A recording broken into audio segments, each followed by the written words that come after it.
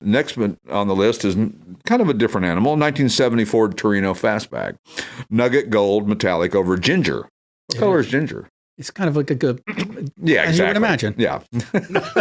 I don't remember, but I'm sure Randy's showing it on air. Like a bronze. Yeah, show us, Randy. I'm glad that I didn't put you on the spot or anything. Thank you.